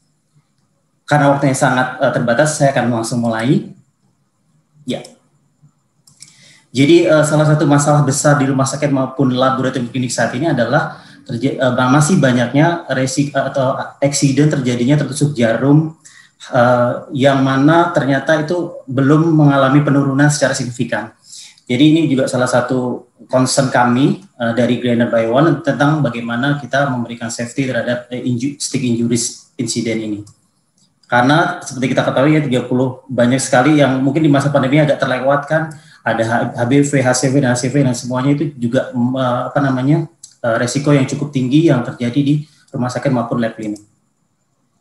Kemudian juga kalau kita lihat di sini di laboratorium personel dari sumber dari safety first saya ambil di 11% itu terjadi di laboratorium personel, artinya bahwa tingkat kejadian tertusuk jarum pun juga masih tinggi di laboratorium klinik maupun di laboratorium patologi klinik di rumah sakit atau di layanan rawat inapnya ya. Nah, berdasarkan survei 2008, 1 dari 10 perawat itu juga mengalami tertusuk jarum dan 10%-nya mengalami kecemasan yang luar biasa setelah mengalami tertusuk jarum. Ini juga jadi salah satu situasi yang harus kita cermati sebagai manajemen lab maupun manajemen rumah sakit sebagai bagian dari manajemen sumber daya kita. Nah, setelah tentunya konsekuensi sangat besar ya apabila para medis baik perawat maupun ATL maupun dokter tertusuk jarum pasti akan mengalami resiko yang besar terutama untuk penanganan setelahnya itu termasuk terkait dengan karir dan personal pribadinya dan lain-lainnya dan konsekuensi finansial bagi perusahaan juga tentu akan mengalami dampaknya ya dari tertusuk jarum atau kecelakaan kerja yang sifatnya tertusuk jarum ini. Nah ini kalau kita ngomongin biaya treatmentnya ternyata untuk resiko tertusuk jarum ini treatmentnya sangat luar biasa ya, di luar dengan jam kerja, kehilangan jam kerja dan lain-lain itu dari sebuah penelitian menyatakan bahwa cost-nya itu sampai dari kalau kita kursin di rupiah hari ini sekitar 5 juta sampai 57 juta. Ini jadi itu termasuk laboratory test, examination, counseling dan lain. Makanya ini harus menjadi concern kita semua, baik yang di laboratorium maupun rumah sakit, agar kita bisa menekan angka kejadian stick injuries. Nah, dari penelitian juga bahwa ternyata yang dibutuhkan sudah sederhana ya. Dengan kita menyediakan safety product itu bisa menekan angka kejadian stick injuries itu sampai 88%, dan ini juga perlu menjadi pegangan ya buat kita, terutama para manajemen laboratorium ini untuk memperhatikan penggunaan safety product. Ini international guideline-nya mulai tahun 2010 sudah diadopsi di penggunaan safety product itu sudah diadopsi dalam guideline di Europe maupun di USA. Nah, apa yang harus kita lakukan? Tentunya dengan angka banyaknya kejadian terus jarum, kita harus aware terhadap proteksi terhadap staf kita ya, terutama yang kontak langsung dengan pasien atau terutama dalam hal yang melakukan plebotomi atau pengambilan darah. Nah, tentunya tadi kita juga udah lihat begitu besarnya perbandingan antara advantage sama kerugian kalau kita terjadi terus jarum, itu harus menjadi pemicu buat kita untuk memanage bagaimana kita memprovide staf-staf kita dengan perlindungan yang cukup ya, terutama dari segi device-nya, yaitu untuk peralatan preanalitiknya. Kemudian juga kita juga perlu memberikan fasilitas-fasilitas pendukung lainnya, tidak hanya APD tapi juga safety device di lini-lini yang memang kontak langsung dengan pasien atau melakukan tindakan medis khususnya plebotomis secara langsung.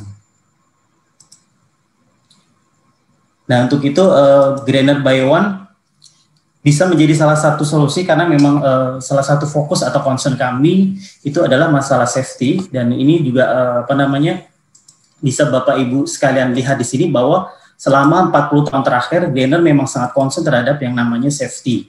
Jadi barangkali kalau ada yang belum begitu mengenal tentang Grener, bahwa produk Grener ini yang brandnya Vacuec ini sebenarnya di-develop di tahun 1980, di mana Grener adalah pencipta tabung vakum pertama yang berbahan dasar plastik. Tentunya kalau kita flashback ke masa lalu, banyak sekali produk-produk tabung vakum yang berbahan dasar gelas, ini cukup berisiko ya, dari segi safety-nya tentu tidak safety buat kita yang ada di laboratorium maupun di rumah sakit. Nah, dari beberapa pertimbangan safety tadi, Grener berhasil melakukan inovasi di berbagai produknya, termasuk di tahun 90 berhasil menciptakan safety cap untuk meningkatkan higienitas, kemudian di pertengahan 90 juga berhasil menciptakan sandwich tube, itu teknologi double wall yang merupakan salah satu concern terhadap kualitas sampel untuk koagulasi ya. Dan pada tahun 2000, tabung plastik sendiri telah menjadi standar internasional yang sampai hari ini telah menjadi standar untuk diikuti oleh banyak sekali brand yang produsen maupun dari tabung-tabung vakum. Di pertengahan 2000, Grener juga berhasil kembali fokus ke safety, yaitu menciptakan beberapa safety produk, terutama yang tadi ya, untuk menekan angka kejadian tertusuk jarum di laboratorium maupun di rumah sakit. Di awal 2010, safety produk juga sudah menjadi standar di Eropa, dan hari ini Grener juga masih fokus untuk pengembangan pre-analitik, itu terutama untuk bagaimana menganggap digitalisasi proses pre-analitik melalui pre-barcode tube, GPT, Grener eHealth Technologies, yang menjadi salah satu komponen yang sangat penting karena 70% keputusan medis itu berdasarkan hasil laboratorium dan 60 sekian persen kesalahan dari pre-analitik. Jadi dengan digitalisasi pre-analitik diharapkan akan lebih menekan ya kesalahan-kesalahan pre-analitik dan memberikan kualitas hasil lab yang lebih baik. Jadi inovasi-inovasi Grener Bio One ini semuanya memang fokus kepada aspek safety. Baik, pada siang hari ini saya ingin berbagi 7 produk Grener yang terkait dengan safety. Kenapa produk safety begitu penting? Karena ini akan memberikan keamanan dan rasa aman yang lebih ya bagi para medis yang melakukan tindakan langsung kepada pasien, terutama pada saat mengambil darah, sehingga risiko-risiko terhadap tertusuk jarum maupun dari bloodborne itu sangat diminimalisasi. Produk pertama dari Grener Bio One yang terkait dengan safety adalah Vacuec Premium Tube. Vacuec Premium Tube ini sebenarnya sama dengan tabung vakum yang lain, cuman bedanya dia dilengkapi dengan tutup ulir yang safety. Jadi satu-satunya tabung di dunia sekarang yang punya tabung vakum yang dilengkapi safety cap dan dilengkapi juga ulir di tabungnya itu adalah Grener. Dan Premium Tube ini atau dengan safety twist cap ini tersedia di semua aditif Jadi tidak hanya pada serum atau SST, tapi juga semua zat aditif. Nah, di gambar ini Bapak Ibu juga bisa lihat ya perbedaan kalau tabung yang menggunakan tutup ulir safety cap itu di ujung tabungnya dan di tutupnya itu ada ulirnya. Tapi kalau yang standar polos ya seperti ini ya. Sebenarnya apa sih keuntungan dari safety twist cap ini? Kalau dari segi handling tidak ada masalah karena tabung vacuum premium tube itu cocok atau digunakan di automation. Tapi saya lebih menekankan kepada faktor safety-nya bahwa dengan menggunakan tabung vakum yang dilengkapi dengan safety twist cap itu akan mengurangi efek dari aerosol dan juga sangat aman pada saat transportasi ya. Terutama pada saat pandemi ini mungkin kalau banyak pengiriman sampel ke lab rujukan atau ke rumah sakit vertikal tentunya dibutuhkan tabung atau wadah yang memang safety pada saat transportasi sehingga tidak ada kerusakan pada saat proses transportasi. Nah, rekomendasi penggunaan tabung kalau Bapak Ibu cek itu juga ternyata di Kemenkes atau di buku pedoman pencegahan dan pengendalian COVID-19 itu juga disebutkan bahwa pada pengambilan sampel serum sebaiknya digunakan tabung SST atau serum spiral tutup. Dan yang lebih menarik lagi di situ juga dijelaskan bahwa sebaiknya menggunakan tutup yang ulir karena memang pada saat pandemi ini kita benar-benar harus aware walaupun mungkin airborne transmission itu belum terbukti tapi apapun itu kita harus mencegah adalah lebih baik daripada nanti terjadi ya. Jadi memang produknya Greener sendiri inline dengan policy atau rekomendasi dari Kemenkes terkait dengan tabung ulir ini. Nah, selain tabung vakum, Greener juga punya tabung secondary tube yang punya safety cap juga yaitu secondary tube multipack. Ini juga bisa digunakan di alat automation maupun digunakan sebagai air coating untuk cooling atau untuk storage ya karena dia bisa tahan minus 80 derajat dan sehingga karena dia punya tabungnya tutupnya ulir juga sangat aman untuk proses transportasi dari lab ke lab rujukan atau dari suatu rumah sakit vertikal ya. Dari segi quality tabung secondary tube ini sudah sesuai dengan CLSC standard auto. Jadi memang bisa digunakan di automation. Kemudian juga dari segi transportasi karena mempunyai screw cap, safety screw cap ini juga sudah memenuhi standar IATA. Produk yang lainnya yang ingin saya share pada siang hari ini adalah untuk coagulation safety tube. Tadi saya sudah sempat singgung di Vacuum Success Story bahwa salah satu keberhasilan Greener adalah menciptakan tabung dengan double wall teknologi. Double wall teknologi ini kenapa begitu penting? Karena dia bisa menjaga cairan sitrat yang satu-satunya di coagulant masih cair agar tidak terjadi penguapan secara signifikan dan juga mampu menjaga konsistensi rasio 1:9-nya. Dan yang lebih menarik bagi user di sini, Bapak Ibu mungkin yang bisa membedakan dengan produk lain adalah tabung koagulasinya Greener ini untuk filmaknya sudah menyediakan tanda segitiga ya. Segitiga ini yang diadopsi dari CLSC standar plus minus 10%, di mana kalau darahnya kena di ujung bawah berarti dia minus 10%, kalau di atas dia plus 10%, kalau di tengah berarti dia akurat 1%. Ini tentunya akan memudahkan dalam memvalidasi rasio 1:9 di laboratorium, khususnya apabila pengambilan darah dilakukan oleh perawat atau paramedis lainnya. Dan seperti yang kita ketahui bahwa tes koagulasi menjadi salah satu monitoring tes ya pada kasus pada pasien COVID-19, sehingga ini akan sangat membantu kualitas dari hasil tes-tes koagulasi ini. Nah ini jadi kalau kita bicara tabung vakum, kita tidak hanya fokus ke zat aditif dan lain, tapi juga yang paling penting adalah kemampuan akurasi volumenya ya. Karena kalau misalkan kemampuan vakumnya tidak baik, tentunya juga akan rasio pengambilan darah juga tidak akan terpenuhi dengan baik. Ini salah satu, saya menyampaikan suatu data dari uji banding untuk validasi user di RSCM yang kami lakukan bersama-sama itu di tahun 2020, tepatnya bulan Juni, di mana RSCM melakukan uji banding terhadap 5 brand. Dan dari hasil uji ini, Bapak Ibu bisa lihat bahwa Vacuet dari Greener mempunyai tingkat akurasi yang sangat baik ya, karena 100% dari 80 tabung yang digunakan, 80-nya sesuai dengan tanda atau fill mark. Artinya ini menjamin akurasi dan rasio dari antikoagulannya itu konsisten ya. Ada beberapa brand lain bisa Bapak Ibu lihat, terutama di koagulasi hati-hati karena cukup banyak, dan EDTA, ada brand C yang EDTA-nya cukup banyak yang underfilling. Kemudian ada brand B yang Citratnya underfilling sampai 4 ya, sampai 4. DNA pun juga sama 3. Ini sebagai informasi tambahan aja, selain kita punya tabung vakum koagulasi, kita juga punya tabung mini collect coagulation yang akan membantu Bapak Ibu yang kesulitan ngambil darah atau tapi membutuhkan tes koagulasi, sehingga kita bisa menyediakan mini collect coagulation tube yang mana ini hanya untuk pengambilan darah vena saja, tidak untuk tabung kapiler ya, karena sesuai karakteristik dari tes koagulasi itu sendiri. Walaupun mini collect ini juga tersedia di semua jenis antikoagulan. Untuk melengkapi mini collect atau pemeriksaan misalkan kalau masih ada tes-tes yang sifatnya screening dan lain-lain, kita juga punya safety lancet yang bisa mendukung keamanan Bapak Ibu semua pada saat melakukan, misalkan kalau masih ada tes antibody ya, walaupun sekarang sudah pindah ke tes antigen, tapi misalkan masih ada, atau pengambilan darah hematologi yang kecil bisa menggunakan mini collect safety lancet yang mana ini bentuknya pisau. Jadi akan memotong jaringan dan mengurangi resiko hemolisis serta alirannya lebih lancar. Jadi kalau yang pisau itu tandanya ujungnya ini kuning, kalau yang ini adalah kalau untuk buat PUCT atau tes-tes yang butuh sedikit sekali sampel itu ujungnya berwarna putih. Ini petunjuk pemakaian safety lancet cukup mudah, tinggal dilepas ujungnya, kemudian ditekankan pada sisi penusukan, tekan tombol putihnya, dia akan menekan sesuai ukuran kedalaman yang sesuai dengan warnanya ya. Kalau misalkan ini biru berarti dia kedalamannya sampai 2 mm.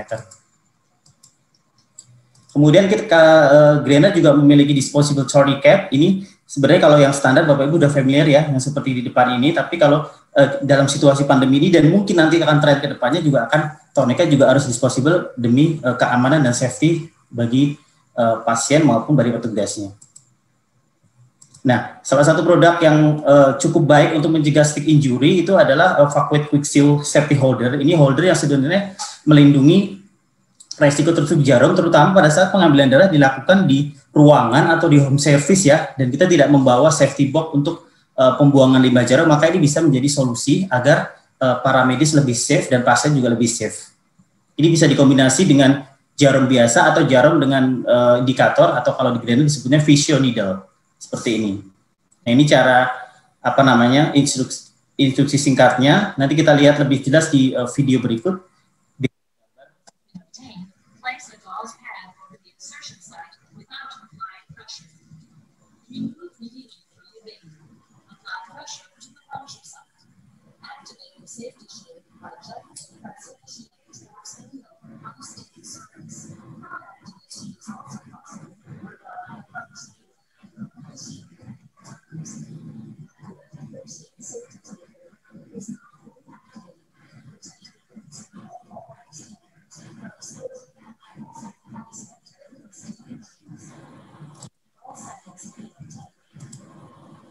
Jadi ya, penggunaannya sangat simpel, cukup dengan menggunakan jari atau kita tekankan pada permukaan yang keras. Dan ini untuk Physio Needle kita juga punya indikator yang mana indikatornya tidak terlalu besar karena kita concern dengan dead volume. Jadi biar yang terbuang untuk hanya sekedar kita tahu itu kena enggak itu tidak terlalu banyak. Jadi namanya kalau di kami Physio Needle.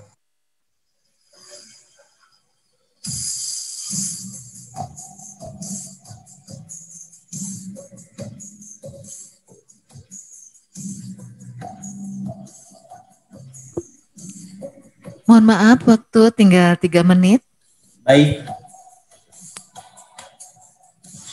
Jadi sangat simpel ya. Jadi nanti terlihat seperti ini, Bapak Ibu bisa lihat bahwa volume yang untuk melihat ini di window-nya tidak terlalu banyak sehingga volumenya akan lebih sedikit ya. Jadi kita tidak terlalu banyak buang darah pada saat kita foto.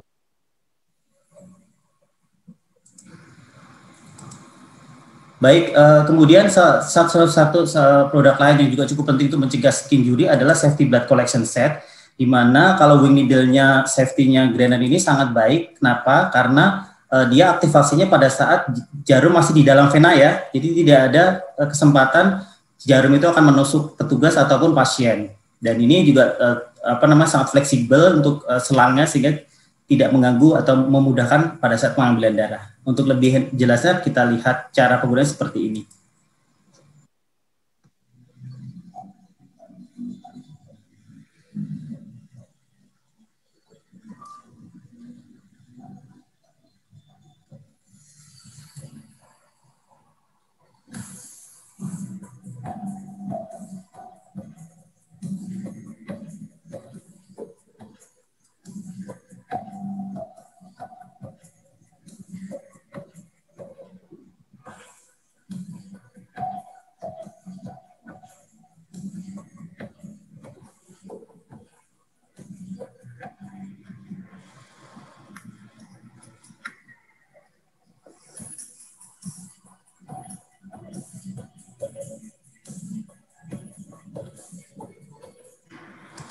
Jadi sangat aman ya Bapak Ibu kalau menggunakan safety blood collection setnya Grainer, karena memang aktivasinya ada pada saat jarum itu masih berada di dalam vena. Walaupun sekarang kami juga punya produk terbarunya yang namanya Evo Protect, itu lebih memudahkan lagi karena pada saat kita mengulang aktivasi pengunci jarumnya itu kita tinggal menekan tombol yang ada di wing needle tersebut. Tapi sampai hari ini yang safety blood collection set ini memang satu level lebih tinggi dibandingkan kalau kita safety wing mungkin dari beberapa brand lain ya, yang mana proses aktivasinya dikeluarin dulu baru diaktifin. Baik, sebagai kesimpulan pada siang hari ini saya ingin menyampaikan beberapa hal bahwa situasi pandemi ini tentu menuntut kita semua para medis dan termasuk para manajemen laboratorium maupun rumah sakit untuk lebih aware ya terhadap aspek safety, karena memang ke depan tidak hanya saat pandemi, safety ini juga akan menjadi perhatian atau menjadi aplikasi rutin di kemudian hari. Dan tidak hanya terkait APD saja, namun peralatan laboratorium yang safety ini menjadi sebuah kebutuhan juga ya. Jadi kalau dulu kita melulu ngomongin safety tentang APD, ini ada tambahan baru bahwa kita juga harus memberikan safety device kepada para medis yang ada di lab atau rumah sakit kita. Walaupun ini juga akan memaksa para manajemen lab untuk bagaimana memanage cost structure-nya ya, agar aspek safety, benefit, dan efisiensinya tetap bisa diseimbangkan dalam situasi pandemi ataupun pada saat nanti. Dan Grainer Bio One tentunya safety product bisa menjadi salah satu solusi terbaik untuk Bapak Ibu dalam mendukung safety dan efisiensi di lab dan rumah sakit Bapak Ibu semuanya. Nanti sudah bisa dibawain. Dan bila Bapak Ibu memerlukan informasi lebih lanjut atau ingin menanyakan item order atau apapun, silakan Bapak Ibu menghubungi dari PT Sabah Indomanika sebagai eksklusif distributor partner kami untuk produk pre-analitik. Dan selain itu juga bisa juga menghubungi sales representatif yang ada di kota-kota yang terdekat dengan lokasi Bapak Ibu semua. Demikian presentasi dari kami. Terima kasih banyak atas perhatiannya. Semoga bermanfaat dan semoga menjadi inspirasi buat kita semua. Terima kasih. Saya kembalikan kepada MC. Baik, terima kasih PT Sabah Indomedica telah memberikan paparannya, sangat luar biasa. Bapak dan Ibu hadirin yang berbahagia, sebelum kita memasuki simposium kedua, kembali saya ingatkan bahwa semua peserta akan mendapatkan e-sertifikat yang akan dikirim melalui email Bapak dan Ibu. Kemudian berhak juga mendapatkan materi pada webinar ini yang akan diinformasikan linknya. Dan semua peserta berhak mendapatkan kesempatan mendapatkan door prize menarik yang akan dipilih pada sesi akhir acara. Jadi ikuti terus. Juga kalau ada pertanyaan-pertanyaan sampaikan di kolom Q&A.